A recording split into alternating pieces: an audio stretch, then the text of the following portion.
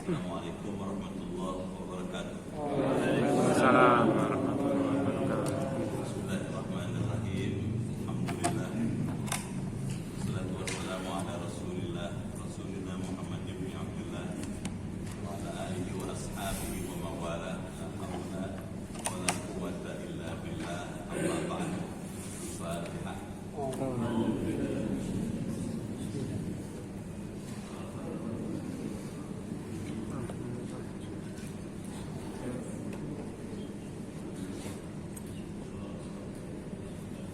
Bismillahirrahmanirrahim. Ya Fattahu ya Alim. Iftah abwaba qulubina bi nuri ma'rifatik wa akhrij alaina min dhulumatil jahli wal wahmi ila nuril fahmi wal ilmi. Waftah alaina abwaba ilmika kama fatahtaha ala anbiya'ika wa ulamaika al-muqaddimin al-mutaakhirin. Wansur alaina rahmataka ya dzal jalali wal ikram. Allahumma sallimna wa sallim dinana wa sallim ahlana wa auladana wa dzurriyyatana wa sallim jama'atana wa la siyama jama'ah Masjid Al-Kautsar min afati dunya wal akhirah wa la tasluk aqdam imanana wa la tusallit alaina man la yakhafuka wa la yarhamuna warzuqna khairai dunya wal akhirah innaka ala kulli syai'in qadir. Rabbana waffiqna washfi mardana wa sahih asadana wa qawi a'malana wa hdina subul salam. Rabbana atina fid dunya hasanah wa fil akhirati hasanah wa qina adzabannar. Walhamdulillahi rabbil alamin. Masyaallah muslimin wal muslimat rahimakumullah. Terhormat ketua dan pengurus Yayasan Masjid Al-Kautsar, yang terhormat ketua dan pengurus DKM Masjid Al-Kautsar, Bapak Ibu hadirin dan hadirat sekalian, keluarga besar Masjid Al-Kautsar yang dimuliakan dan dirahmati Allah Subhanahu wa taala. Malam ini kita bersyukur dengan rahmat Allah dapat kembali hadir bertemu bermuajahah di masjid yang kita hormati ini.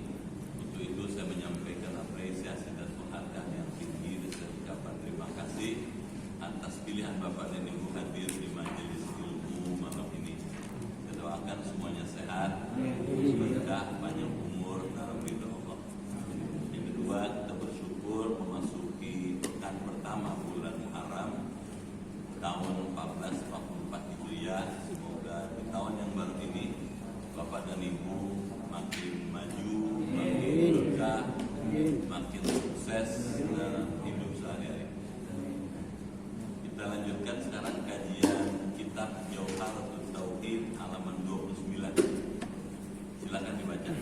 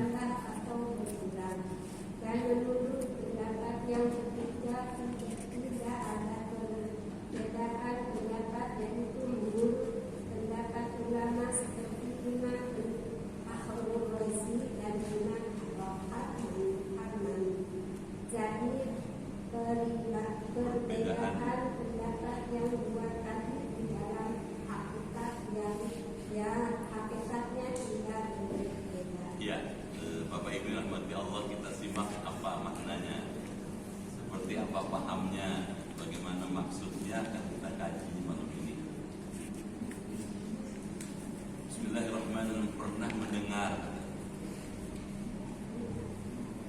penceramah, kata penulis kitab ini, mungkin kurang mengetahui tentang usul fikih. Jadi ada ilmu fikih, ada ilmu usul fikih. Bedanya di mana? Kalau ilmu fikih adalah ilmu yang membicarakan hal-hal yang bersifat praktis, sholat, puasa, jual beli, pernikahan. Daripada ilmu usul fikih, filsafat hukum Islam. Kenapa orang diwajibkan sholat? Kenapa orang dilarang berzina? Kenapa orang dilarang mabuk? Itu dicari intinya sebabnya. Yang menetapkan bahwa orang yang berzina ketika zina itu kufur, yaitu sedang hadis lazani tidaklah berzina hina yusni bahwa mukmin. Itu adalah khilafan karena kita sebagai orang yang beraliran Ahlus Sunnah wal Jamaah tidak menetapkan murtad kepada orang yang berbuat dosa. Semoga Allah menunjukkan kepada jalan yang lurus. Maksudnya gini, ada beda antara Ahlus Sunnah dengan Khawarij.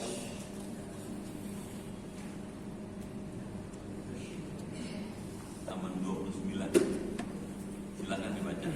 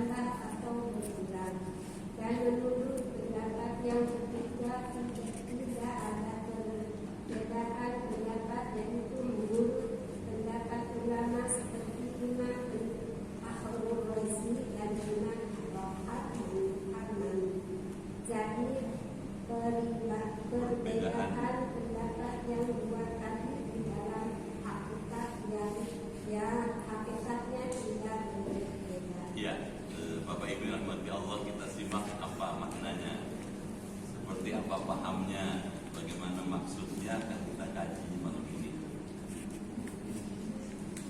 Bismillahirrahmanirrahim. Pernah mendengar penceramah, kata penulis mungkin kurang mengetahui tentang usul fikih. Jadi ada ilmu fikih, ada ilmu usul fikih. Bedanya di mana? Kalau ilmu fikih adalah ilmu yang membicarakan hal-hal yang bersifat praktis, sholat, puasa, jual beli, pernikahan. Daripada ilmu usul fikih, filsafat hukum Islam. Kenapa orang diwajibkan sholat? Kenapa orang dilarang berzina? Kenapa orang dilarang mabuk? Itu dicari intinya sebabnya. Yang menetapkan bahwa orang yang berzina ketika zina itu kufur, yaitu sedang hadis lazani tidaklah berzina hina yusni bahwa mukmin. Itu adalah khilafan karena kita sebagai orang yang beraliran Ahlus Sunnah wal Jamaah tidak menetapkan murtad kepada orang yang berbuat dosa. Semoga Allah menunjukkan kepada jalan yang lurus. Maksudnya gini, ada beda antara Ahlus Sunnah dengan Khawarij.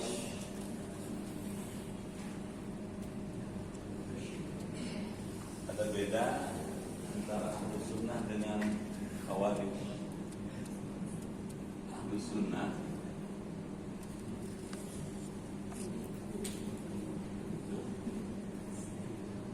dengan Khawarij.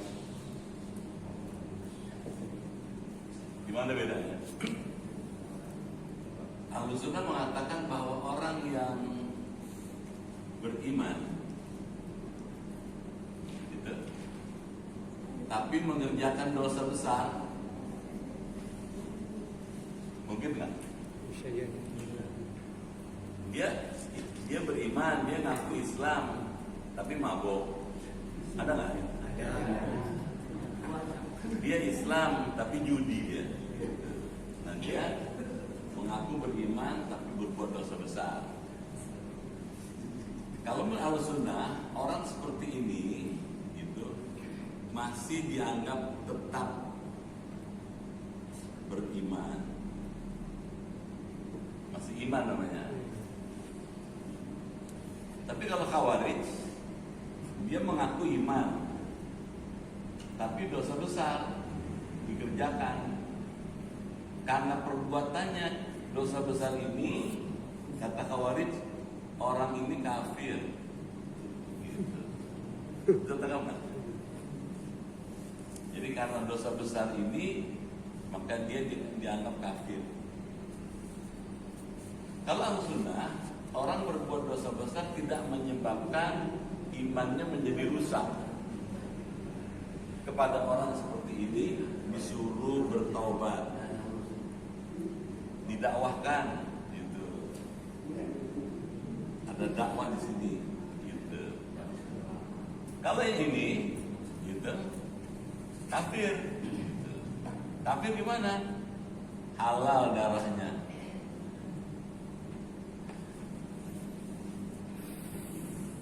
Contoh nih, dia ngaku Islam tapi nggak sholat.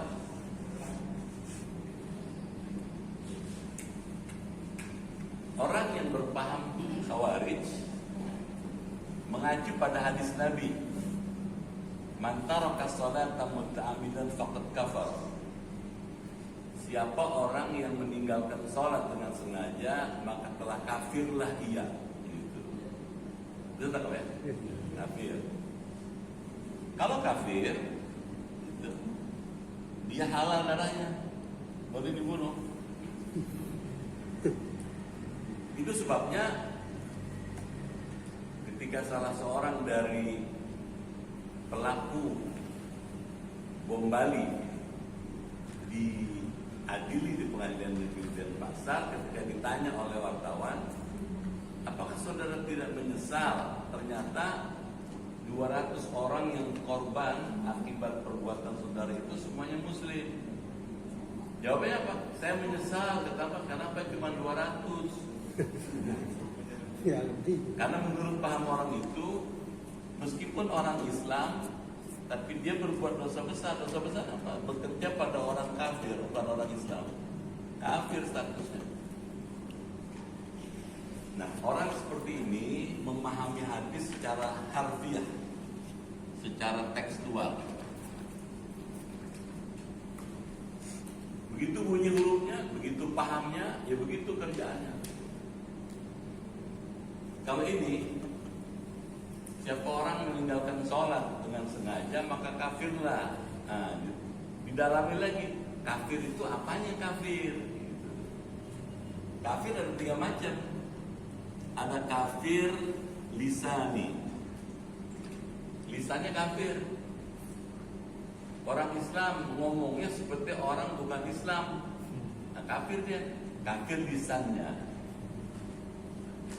Ada kafir i'tiqadi, i'tiqadnya.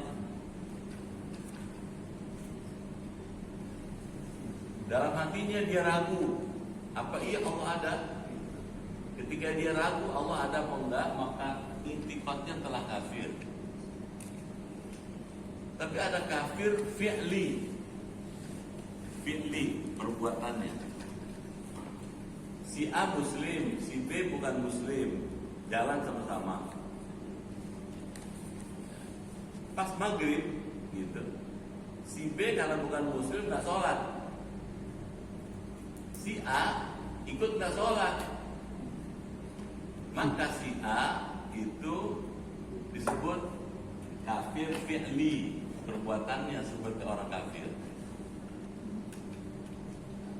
Nah, orang yang nggak sholat diuji dulu, bisa jadi dia kafir intinya, tapi i'tiqadnya belum tentu kafir dia.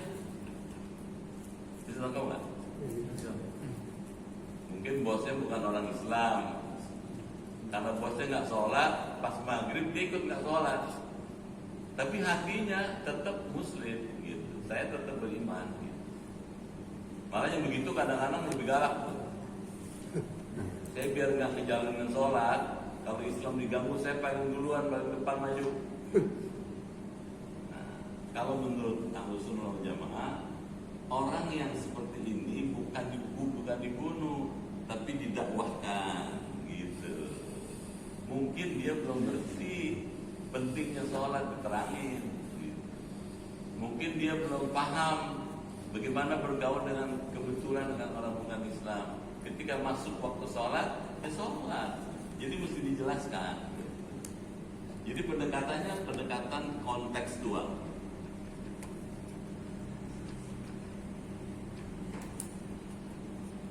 Kelihatan beda. Gitu. Kalau bapak ibu disodorkan dengan 2 model begini, lebih cenderung kemana nih? Al-Sunnah. Bisa bayangin kalau yang nggak sholat anak sendiri.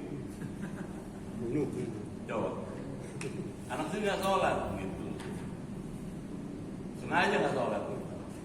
Bapak berani bunuh dia. Jadi kelihatan sekali itu bedanya.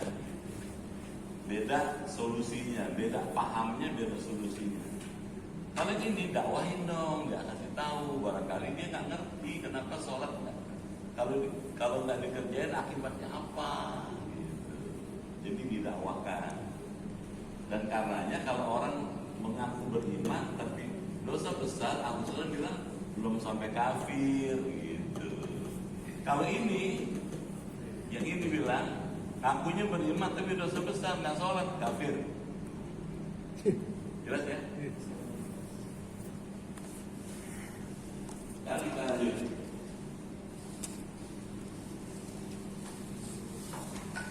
Maka sebagaimana penelitian ulama bahwa itu iman terbagi menjadi 4 bagian. Iman ada 4 klasifikasi. Yang pertama yaitu iman yang suka bertambah dan suka berkurang. Yaitu imannya orang-orang yang taat dari orang yang beriman. Ada klasifikasi iman.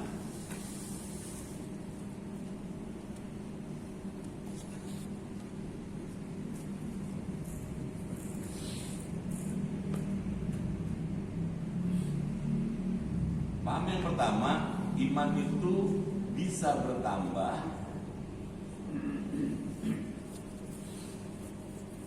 bisa berkurang.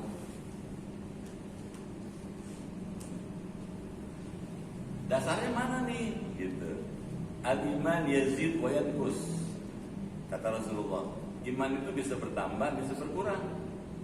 Yazid bil ta'ah, bisa bertambah kalau berbuat taat.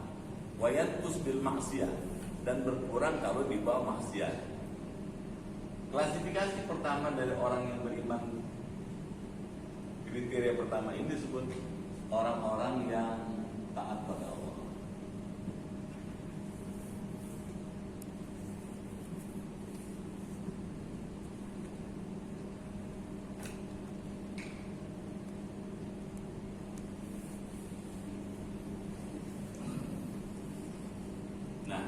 Kalau menghadapi orang model begini,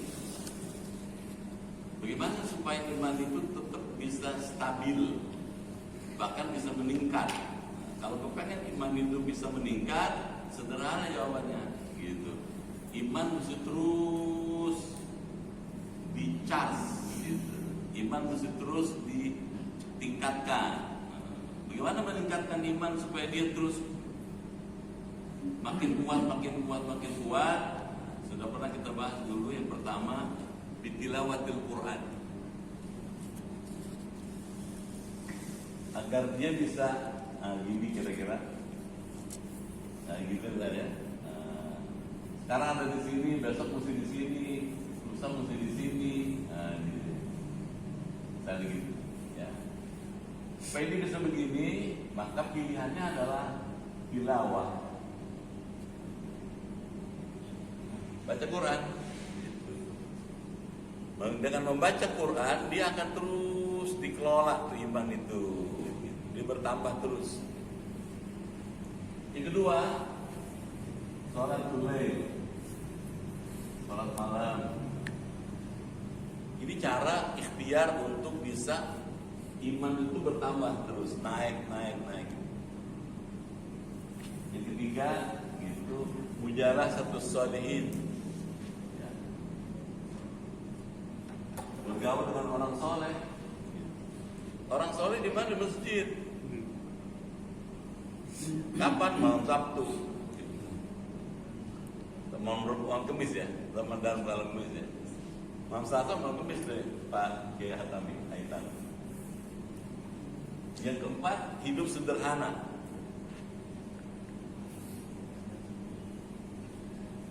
Tidak berlebihan. Hidup wasatiyah. Wasatiyah itu sedang-sedang aja, nggak ekstrim. Sederhana bukan berarti compang-camping nih, bukan berarti miskin, bukan. Makan sederhana, bicara sederhana, gitu. Sikap juga sederhana, tidak ekstrim, tidak berlebihan. Yang kelima, kasratul zikrillah, banyak zikir. Ini 5 ini punya andil dalam meningkatkan ini. Gitu. Kalau kebetulan kita ada pada posisi sini. Klasifikasi kedua, yaitu iman yang tidak suka bertambah dan tidak suka berkurang. Siapa itu? Yaitu imannya para malaikat.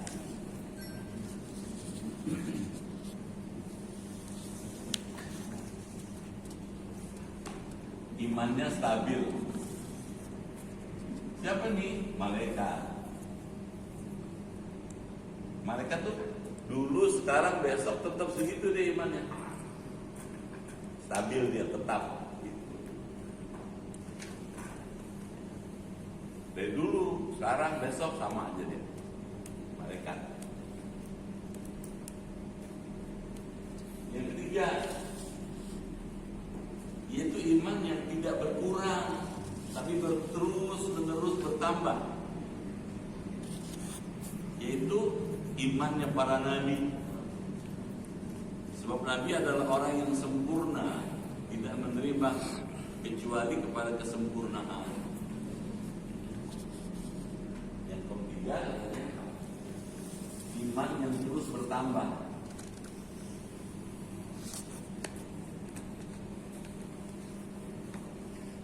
Menuju kesempurnaan. Sempurna. Ini siapa nih? Nabi, Rasul.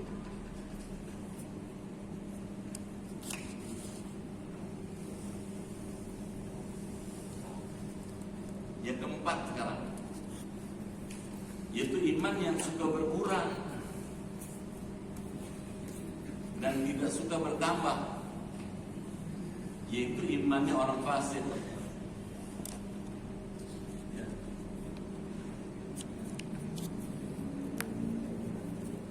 Jadi suka berkurang, tidak pernah nambah.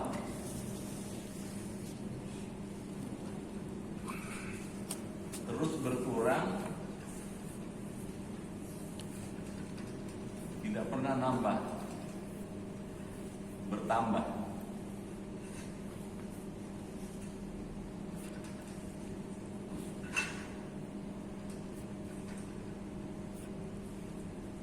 Nah ini orang fasik.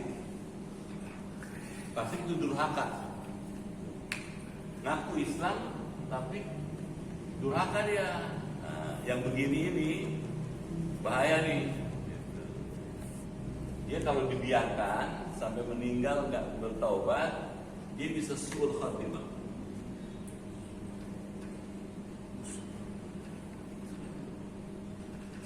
Ini dikhawatirin. Unhappy ending. Kenapa? Fasik itu durhaka. Durhaka. Dari 4 klasifikasi ini kita bisa mengukur kita di mana nih. Kita masuk yang mana nih? Kayaknya nomor 2 bukan ya? Kita bukan malaikat. Nomor 3 juga kayaknya bukan. Karena nabi kita. Bukan rasul. Nomor 4 kayaknya juga bukan juga nih. Gitu. Masih mau sholat, masih mau ibadah, masih mau ngaji, masih mau belajar kan bukan ini. Jadi kita ada posisi nomor 1. Kalau kita ada di posisi ini, pilihannya ini. Bagaimana mempertahankan eksistensi iman agar terus bisa bertambah, meskipun bisa berkurang. Jadi gimana? Banyakin taat, jauhin maksiat, gitu. Katanya al-iman yazid wa yanqus. Iman itu bisa bertambah, bisa berkurang. Yazid di ta'ah, bertambah karena taat, gitu. Wa yanqus bil maksiat, berkurang karena maksiat. Jadi supaya tidak berkurang ya maksiat. Taatnya apa? Ini tadi nih. Hidup sederhana tuh kalau pakai bahasa gampang, suka puasa. Senin, Kemis, puasa. Kalau nggak bisa Senin, Kemis ya 13, 14, 15. Dan sempat juga Asyura. Tahun sekali Asyura. Malah bagus kalau bisa bukan cuma Asyur, Tasu'a 9, 10 gitu, bagus. Jadi kita kalau dari analisa tadi kita kira ada posisi di ini di nomor 1. Tugas kita ini nih. Kalau ini diperbanyak, imannya terus bertambah gitu. Satu saat kita mesti pulang, husnul khotimah. Imannya lagi kuat, meninggal, alhamdulillah. Yang ini nih khawatir nih, pas lagi sakau mati. Biar rumahnya mewah, mobilnya bagus, mati lagi sakau, udah tuh rumah nggak bisa tolong. Gitu. Berzina mati. Apalagi, gitu ya. Pendapat kedua, itu pendapat ulama ahli tahqiq. seperti Imam Abu Hanifah. Ini pendapat para ilmuwan, para ulama tentang iman. Menetapkan bahwa keimanan tidak bertambah dan tidak berkurang, kata Abu Hanifah. Sebab iman adalah nama dari tasdiq, membenarkan, yakni tidak dapat dimengerti oleh akal apabila bertambah dan berkurang. Jadi kalau menurut Imam Abu Hanifah, Imam Hanafi, iman itu ya segitu, nggak bisa nambah, nggak bisa turun, nggak bisa melar. Kenapa? Karena yang dimaksud iman oleh Imam Hanafi adalah nama dari pembenaran terhadap adanya Allah. Misalnya, saudara percaya ada Allah, percaya. Oh, dia sudah dianggap iman tuh. Benar? Kalau menurut kebanyakan ulama, kalau cuma baru percaya adanya Allah, nggak jalin sholat, belum iman namanya. Saudara percaya sama Allah, percaya. Sholat kagak, belum iman. Karena iman itu tidak hanya dilafalkan, tapi mesti dipraktekin. Praktek bahwa dia percaya pada adanya Allah, dia mau sholat. Misalnya apa referensinya? Kita lihat misalnya, alladzina yu'minuna bil ghaib wa yuqimuna shalah wa mimma razaqnahum yunfiqun. Orang yang takwa di antara cirinya adalah alladzina yu'minuna bil ghaib, orang-orang yang beriman pada yang gaib, iman dulu. Sudah beriman pada yang gaib, wa yuqimuna shalah, dia menegakkan sholat. Jadi sholat itu dilakukan karena dasarnya iman. Wa mimma apalagi razaqnahum yunfiqun, dan menginfakkan sebagian rezeki yang diterima dari Allah.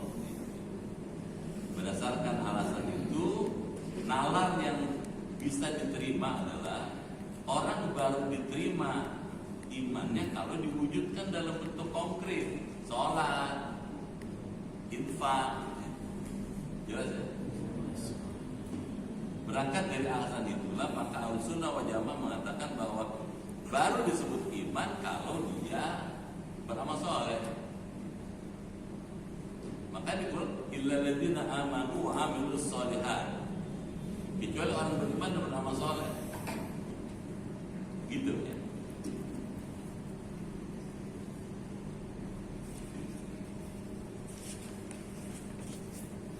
Dan menurut pendapat yang ketiga, tidak ada perbedaan pendapat, yaitu menurut pendapat katanya para ulama seperti Imam Fakhrur Razi dan Imam Haramain. Jadi perbedaan pendapat yang dua tadi itu di dalam hakikatnya tidak berbeda sebetulnya. Baik Imam Haramain maupun Imam Hanafi, dua-duanya kita dianggap sama aja pendapatnya. Yang paling bisa dimengerti oleh kalangan kaum Ahlussunnah Jamaah pendapatnya ini. Bapak ya ibu rasain ya, kalau pulang habis ngaji semangatnya beribadah makin gede itu. Ada nggak? Habis ngaji nih, saya mau sholat besok pagi, mau ini. Ini kenapa iman karena bertambah? Bapak ya ibu rasain ya, kalau pulang habis ngaji semangatnya beribadah makin gede itu. Ada nggak? Habis ngaji nih, saya mau sholat besok pagi, mau ini. Ini kenapa iman karena bertambah? Kalau pulang dari mall lain, capek, gitu. Dikomplain sama anak macam-macam. Gitu. Kenapa? Karena beda orientasinya. Gitu.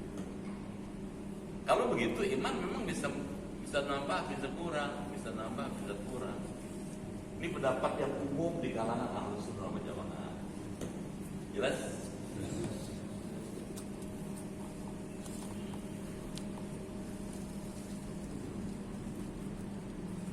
Habis itu ya dibaca ya. Baca lagi nih.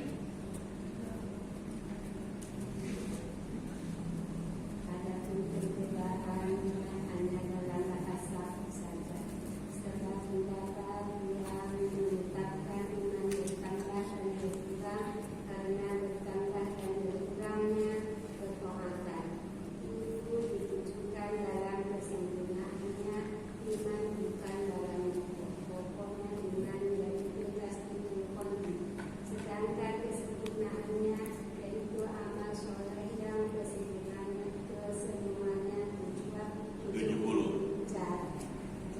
cabang.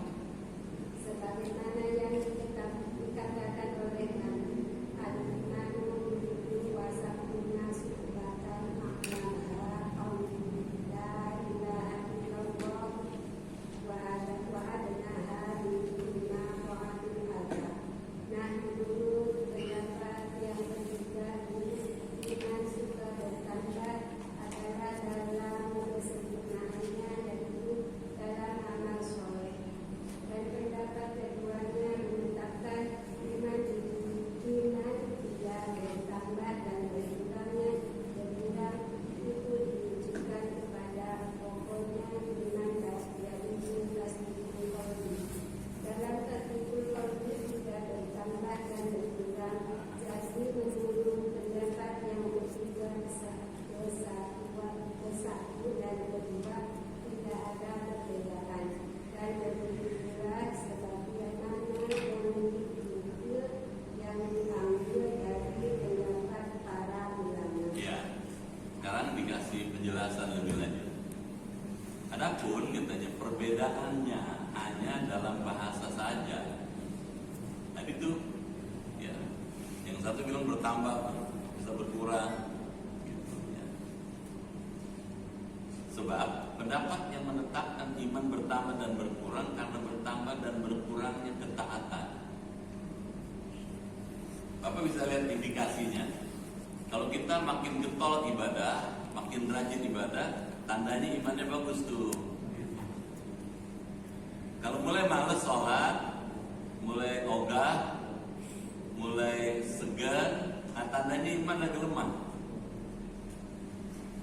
Bapak bisa rasakan. Kalau Bapak mendengar azan, itu sikap kita cepat merespon.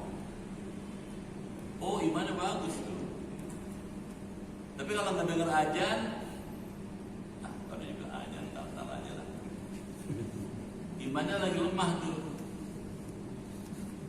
Dan yang paling payah, paling berbahaya adalah kalau pas ditunda, itu ajal sampai.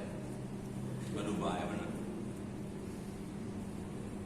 Dan tidak jarang ketika berlangsung seperti itu ada intervensi syaitan.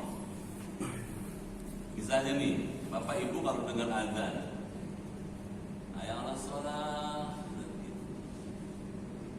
gitu kita dengar, muncul kesadaran, oh sudah masuk waktu sholat rupanya ini.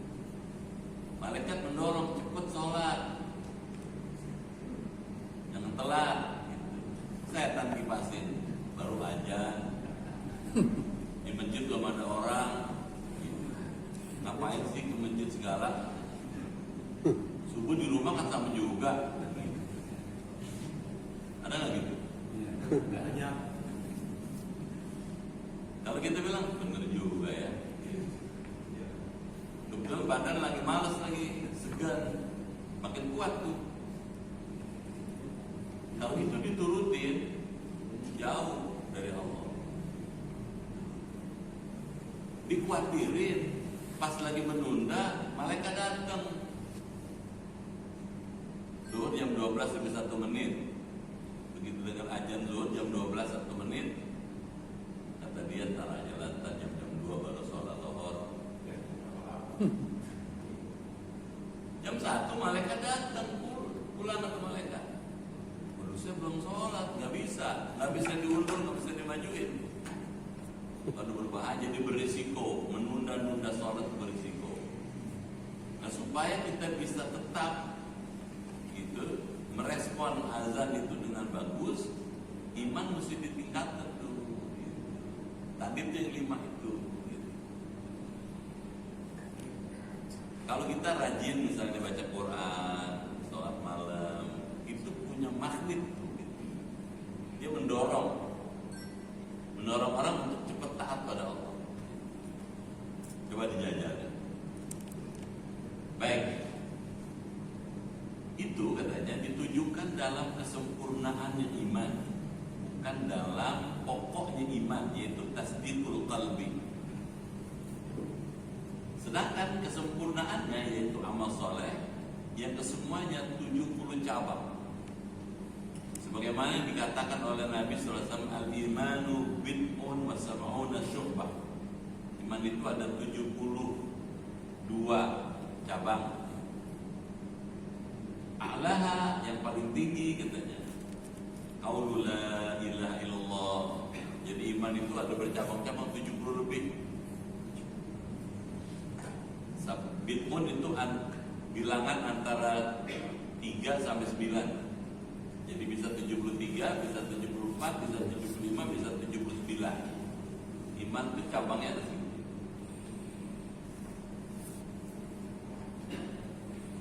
Yang paling tinggi la ilaha illallah, paling tinggi. Makanya ucapan la ilaha illallah itu akan meneguhkan iman, memantapkan keyakinan, menguatkan tauhid. Itu sebabnya kita kalau habis sholat kan suka baca tuh la ilaha illallah wahdahu la syarika lahul mulku wa lahul hamdu yuhyi wa yumiitu wa huwa 'ala kulli syai'in qadir. Itu statement pernyataan yang meneguhkan bahwa cuma ada satu yang disembah, namanya Allah. Tidak ada sekutu bagi Allah. Dia maha kuasa, dia menghidupkan, dia mematikan. Segala yang hidup itu karena kuasa Allah, segala yang mati juga karena kuasa Allah. Gitu katanya. Paling tinggi itu. Makanya karena kaul ucapan la ilaha illallah itu paling tinggi, Nabi Muhammad pesan kepada sahabatnya, ya Abu Dzar, Abu Dzar, jadid imanaka bi qauli la ilaha illallah. Perbaharuilah imanmu dengan mengucapkan la ilaha illallah. Kedengeran? Ya. Jadi mengucapkan la ilaha illallah nggak bid'ah. Ada ayatnya malah, ada hadisnya. Tadi hadis itu, perbaharuilah iman dengan mengucapkan la ilaha illallah, la ilaha illallah. Apa urusannya la ilaha dengan iman? Dengan mengucapkan la ilaha illallah dia memantapkan tauhidnya. Cuma ada satu yang disembah, namanya Allah. Yang lain bukan. Dan kalimat ini juga yang akan mengantarkan kita ketika kita wafat husnul khotimah. Kalimat ini juga ketika nanti masuk ke kubur ditanya sama malaikat, dia akan bilang la ilaha illallah. Jadi menyelamatkan. Kalau begitu jangan malu baca la ilaha illallah. Dengar enggak? Nggak ada dalilnya mengatakan la ilaha illallah. Justru disuruh. Malah di surat Muhammad itu dikatakan fa'lam annahu la ilaha illallah.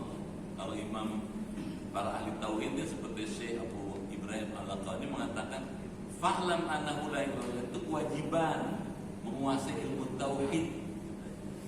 Belajar ilmu tauhid wajib supaya kita imannya tauhid itu la ilaha illallah. Jelas? Ya, jadi iman itu bercabang. Iman ini ada cabangnya nih. Ada punya cabang. Cabangnya ada 73 sampai 79. Yang paling tinggi, tertinggi la ilaha illallah. Ini dia paling tinggi nih. Karena ini paling tinggi, maka bagus dilafalkan terus gitu. Diucapkan terus tiap hari.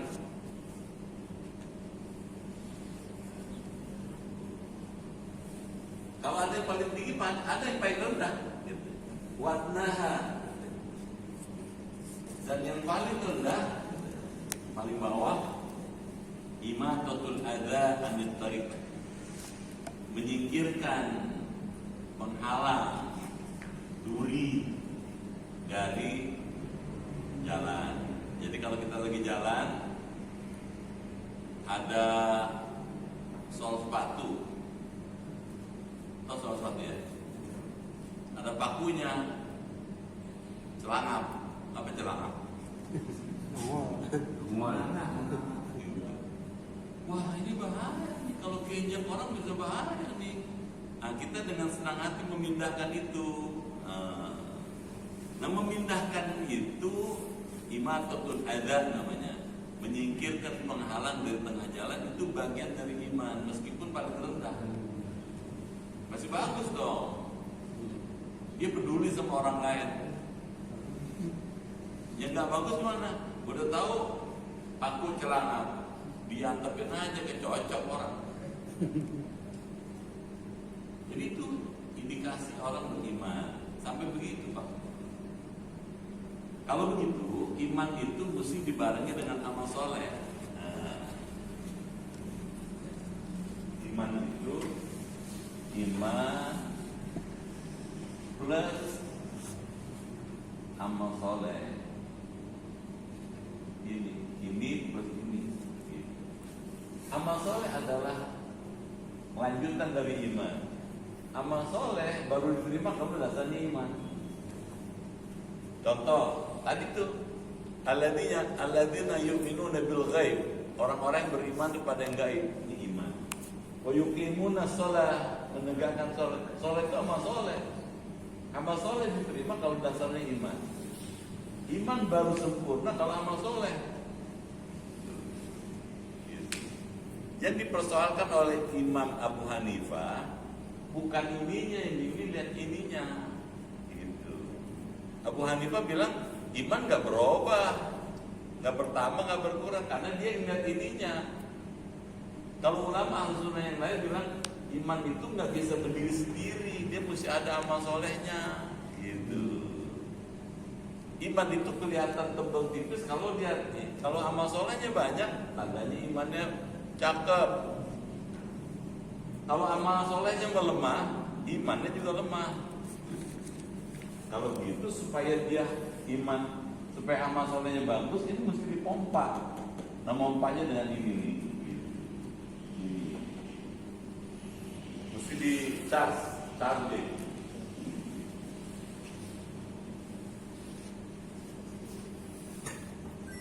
Dan pendapat kedua katanya, yang menetapkan iman tidak bertambah dan berkurang itu ditujukan kepada pokoknya iman tadi. Jadi ada orang berpendapat iman itu nggak bisa bertambah, nggak bisa berkurang karena yang dilihat imannya, tanpa dikaitkan dengan amal soleh.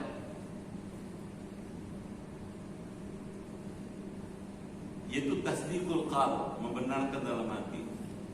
Dalam tasdiqul qalbi tidak bertambah dan berkurang. Jadi menurut pendapat yang ketiga, satu, kedua, tidak ada perbedaan. Dan begitulah sebagaimana yang dinukil katanya, yang diambil dari pendapat para ulama. Ini baru ngomong iman ya, belum ngomong Allah nih. Itu udah berat kayak ngaji begini nih. Kira-kira masih nanjak kan nih? Hah? Masih? Kalau masih nanjak baca lagi deh Bu. Sampai silakan dibaca.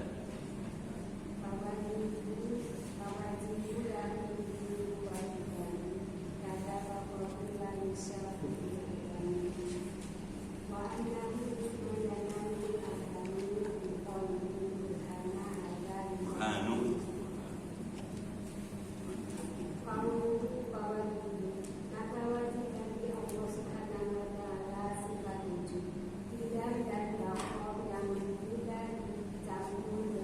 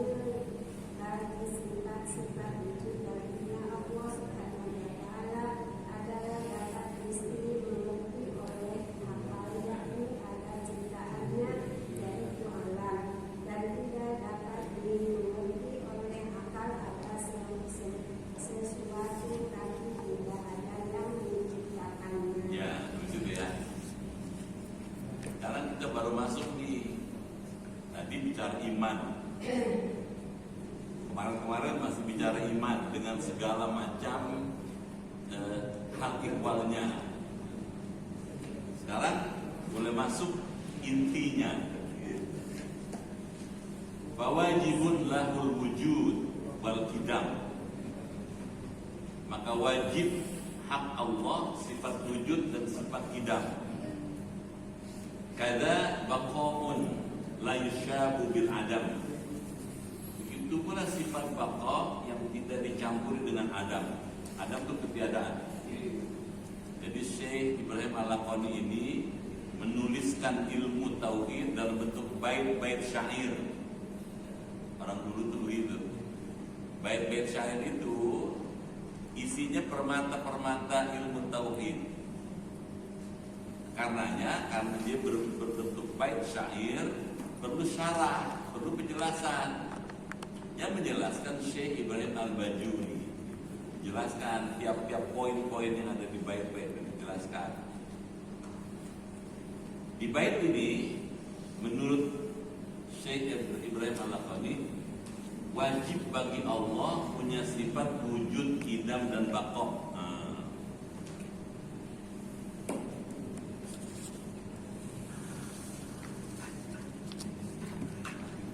Jadi bisa dapat ya.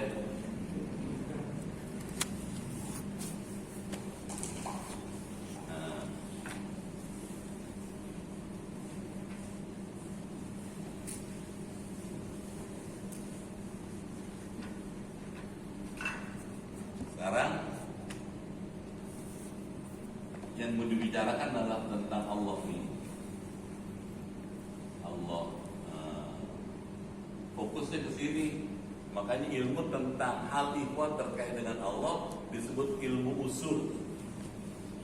Ilmu usul, ilmu usuluddin.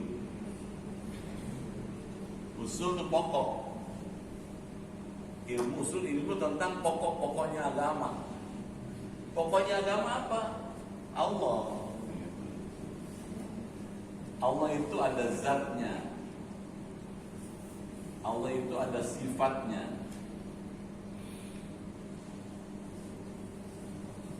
Allah itu ada af'alnya. Allah itu ada asma'nya. Itu tangkap ya? Jangan-jangan saya ngomong sendirian nih.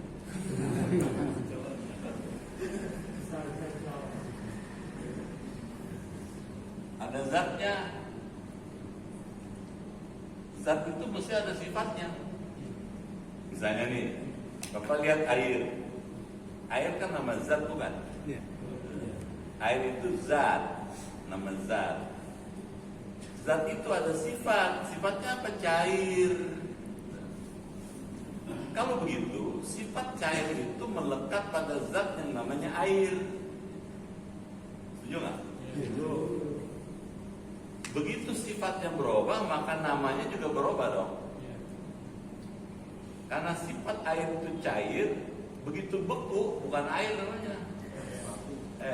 Kalau begitu, zat ini terkait dengan sifat. Sifat itu menjelaskan zat. Dari analogi tadi gitu. Sama, Allah ada zatnya, ada sifatnya. Tapi Allah berbeda dengan air.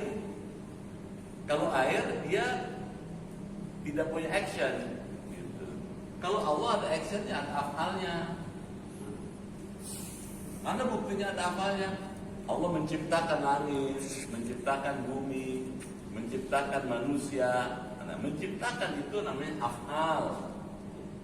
Khalaqa. Allah juga memberi rezeki. Dengan menurunkan hujan, maka rezeki diberikan kepada manusia. Adanya rezeki itu karena Allah punya afal.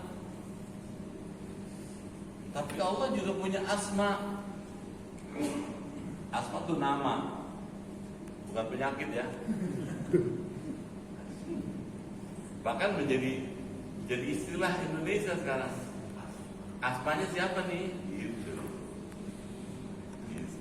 Nah, sekarang mau dibahas sifat Allah ini sifat zat ini, sifat Allah ini ada yang wajib, ada yang mustahil katanya. Yang wajib ada 20, yang mustahil ada 20, yang jaiz 1. Dari 20 sifat Allah yang wajib itu, yang disentuh barusan dalam bait ini adalah 3. Allah punya sifat wujud. Wujud artinya ada, being gitu. Allah punya sifat qidam, terdahulu gitu. Allah punya sifat baqa, kekal gitu. Dibahas gitu. Mana buktinya Allah wujud gitu. Jelas ya?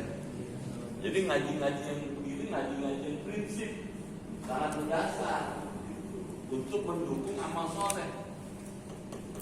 Sholat, puasa, zakat, haji, umrah, sedekah, itu kan amal soleh. Amal soleh baru diterima kalau imannya benar. Kalau imannya nggak benar, ini juga ditolak nih. Jadi ngaji tahu itu penting, gitu. Sangat mendasar. Kada bako laisa bil adam, itu pula sifat bako yang tidak dicampur dengan adam. Adam itu tiada. Wa annahu katanya lima yanalul adam, dan sesungguhnya Allah terhadap segala sesuatu yang bersifat adam tiada. Mukhalifun, itu berlainan. Burhanu hadzal qidam, adapun dalilnya sifat mukhalafatul hawadith ini adalah dalilnya sifat qidam. Ada yang keempat yang disentuh lagi. Allah katanya bukan cuma wujud dan baqa, tapi Allah mukhalafah, mukhalafatul hawadith, mukhalafah, mukhalafatu lil hawadith.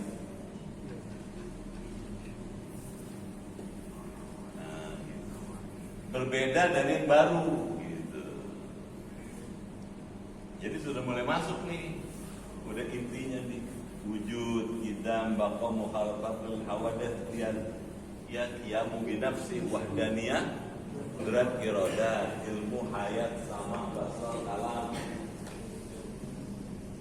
Sekarang satu-satu dibahas. Ini dulu nih, mana buktinya Allah wujud? Wujud artinya ada.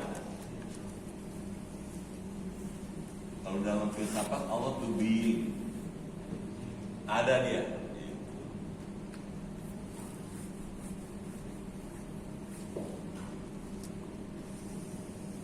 Tahu fawajibun, maka wajib bagi Allah Subhanahu wa taala sifat wujud. Pertanyaannya, kenapa Allah wajib ada wujud? Kenapa Allah wajib wujudnya? Qidam, Allah wajib qidamnya. Dan baqa, baqa itu kekal, yang tidak dicampuri dengan ketiadaan.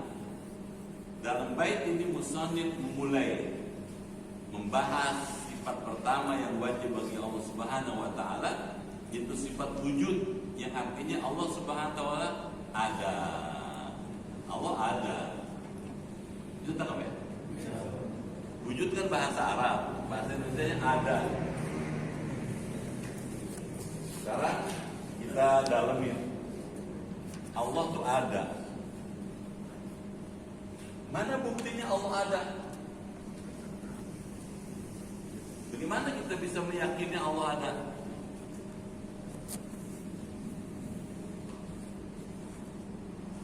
Yang dimaksud wujud di sini, yang dimaksud ada di sini adalah wujud zatnya atau wujud hakiki, yakni wujudnya dengan zatnya, tidak diciptakan oleh yang lainnya.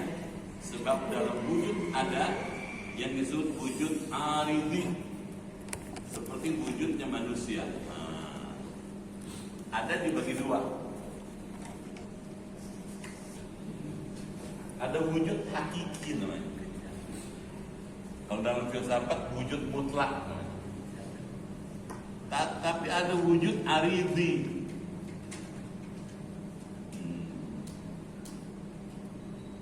Kalau dalam filsafat wujud ada nisbi, ada relatif. Ya saya kasih tahu supaya nanti kalau ada orang ngomong filsafat Bapak nggak kaget. Ini wujud hakiki, siapa nih? Allah nih.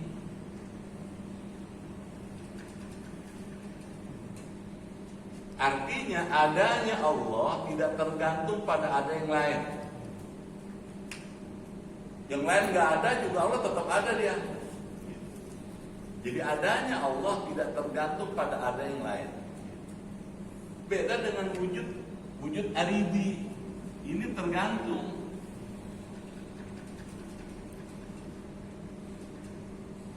Adanya ini tergantung ada yang lain. Siapa contohnya? Manusia.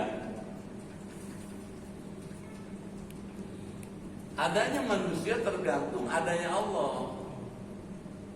Kalau Allah mau adain, ada dia. Kalau Allah mau nggak adain, nggak ada dia. Gitu. Kalau begitu, yang ini berubah. Yang ini tetap. Yang berubah namanya hadis, yang tetap namanya baqo. Nalarnya yang benar, yang berubah tunduk pada yang tetap. Diam aja. Yang nalar yang benar, yang ini nyembahnya kemari. Manusia tuh nyembah Allah, bukan nyembah berhala, nyembah patung. Karena patung bisa ada, bisa nggak ada. Berhala bisa ada, bisa rusak. Yang nggak pernah rusak, nggak pernah binasa, nggak pernah hancur, cuma satu nih Allah nih. Gitu. Kalau begitu udah bener nih orang Al-Kautsar tiap kali nyembah Allah. Itu sebabnya kita beramal soleh. Kita sholat, kita puasa itu amal soleh. Karena didasarkan oleh iman. Iman baru sempurna kalau amal soleh. Amal soleh diterima kalau ada imannya. Jelas? Baik.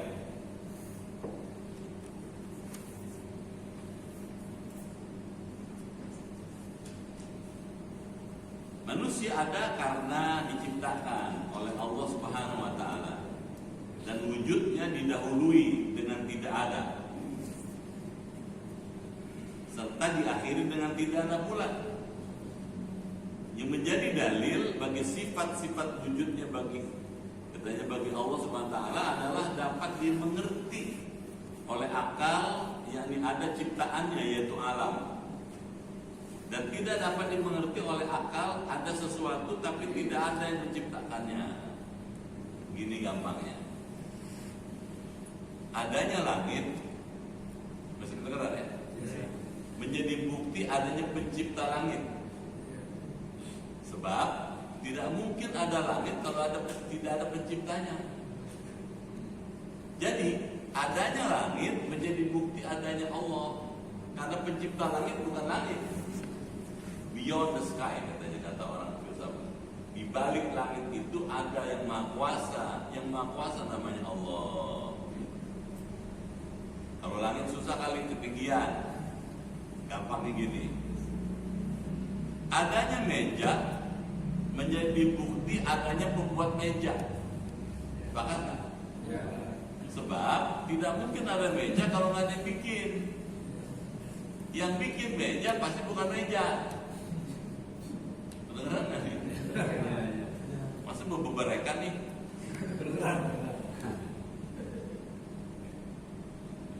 Adanya meja menjadi bukti ada pembuat meja. Karena tidak mungkin ada meja kalau nggak ada yang buat. Pembuat meja pasti bukan meja. Kita sepakati manusia. Gitu. Siapa manusianya? Bisa si Udin, si Ali, si Badu, si Polan. Gak penting, yang pasti ada manusia yang menciptakan yang membuat meja ini. Gitu. Kalau begitu, Adanya meja menjadi bukti ada pembuat meja. Kalau ditarik lebih luas, adanya langit, adanya bumi menjadi bukti adanya Allah. Jadi orang yang makrifat kepada Allah, begitu lihat langit dia ingat Allah dia. Jelas nggak? Begitu lihat matahari di pikirannya ada Allah.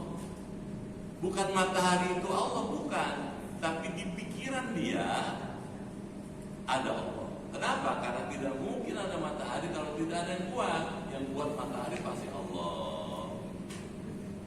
Jelas ya? Jelas. Ini kalau diterusin lama-lama bisa Jam 2. ngomong sendirian saya tahu.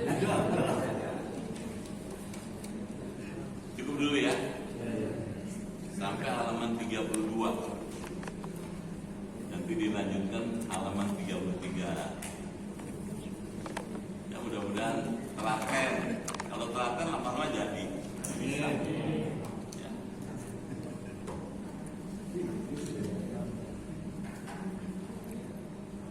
Baik. Ada yang belum jelas? 5 menit ya.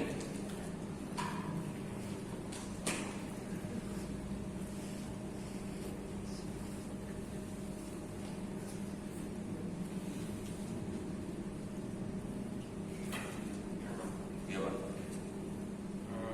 Untuk ukuran meja ciptaannya ini sampai sekarang ini kan kita belum bisa memberikan gambaran sampai seberapa panjang lebar luasnya meja ciptaan. Meja. Ya meja. Hah? Ciptaannya apa? Ciptaan. Meja kan ciptaan. Yang kita tidak bisa gambarkan berapa seluasnya ciptaan langit ini sebesar apa. Bagaimana kita bisa menggambarkan sisi yang pencipta lagi? Itu kata Bapak. Ya, kalau Bapak baca bukunya Profesor Tantowi Jauhari, bisa diukur, Pak. Langit itu kata Profesor Tantowi Jauhari, orang Al-Azhar, orang Kairo. Satu lapis langit 100 miliar planet. Padahal Allah menciptakan langit bukan 7. 7 dalam bahasa tafsir artinya 100 miliar galaksi. 100 miliar langit. Jadi jumlah planet yang ada di langit saja 100 miliar kali 100 miliar. Kan bisa dihitung namanya. Kalau jarak antara planet dengan planet itu average 4 juta kilometer, bisa dihitung luasnya langit. 4 juta kilometer kali 100 miliar kuadrat. Baru langit, belum kursi. Merujuk pada pendapat Imam Jalaluddin As-Suyuti, beliau mengatakan kursi lebih luas dibandingkan langit. Jadi luasnya kursi lebih besar dibanding 100 miliar kuadrat kali 4 juta kilometer. Arasnya Allah lebih luas dibandingkan kursi dan bumi serta langit. Makanya kata Imam Suyuti, arasnya Allah akbaru makhlukatillah, makhluk Allah yang paling besar. Dengan hitung-hitungan begitu bisa diukur. Kalau begitu, Allah memang maha besar. Pantas dikatakan Allah Akbar. Kenapa? Karena langit dan bumi serta arasnya kayak gitu. Pantas juga kalau dimaksudkan Allah nggak bisa dilihat dengan mata kepala, tapi bisa dilihat dengan mata hati. Itu sebabnya Imam Ghazali mengatakan hati manusia itu bisa lebih luas dibandingkan alam semesta. Karena dia bisa menangkap semua yang ada di alam semesta. Itu sederhananya. Ya. Jadi bisa dihitung, gitu. Bisa diperkirakan, bisa diduga. Kalau boleh disarankan, sebaiknya kita terus meneliti, gitu. Jangan berpendapat yang pendapatnya hanya terbatas pada 1, 2, 3 buku bacaan. mesti lebih luas lagi gitu, menerima pendapat yang lain, sehingga kita punya wawasan luas. Kalau begitu ngaji-ngaji ini jadi penting, menambah wawasan, menambah informasi, menambah keluasan wawasan kita. Gitu ya Pak. Saya hari ini cukup padat nih, sampai dulu ketiduran tadi. Cukup dulu ya. Minggu depan ketemu lagi lah mudah-mudahan ya. Al-Fatihah.